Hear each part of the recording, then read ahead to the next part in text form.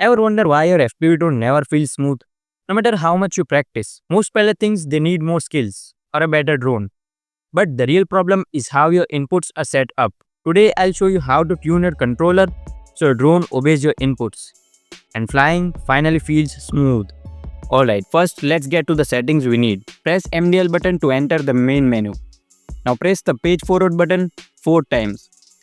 This takes you to inputs menu.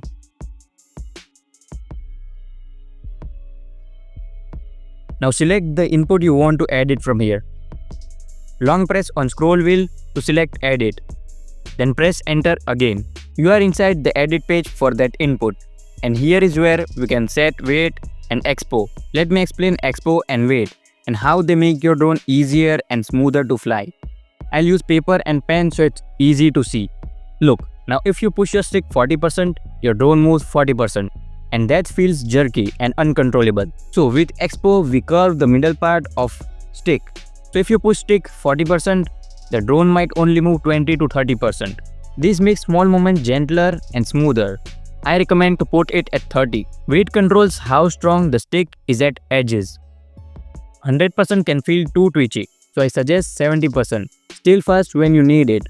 Use the same values on all inputs except the throttle. I don't recommend changing throttle because we need full and accurate power control when we accelerate.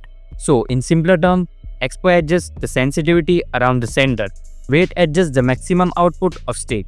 Together, these settings let you fly smooth, precise and enjoyable without losing control or responsiveness. And that's it, just 2 settings. And now your drone will obey your commands correctly. Don't be afraid to experiment a little. Everyone's flying style is different. Find what feels best for you and your drone will respond like an extension of your hand. Happy flying!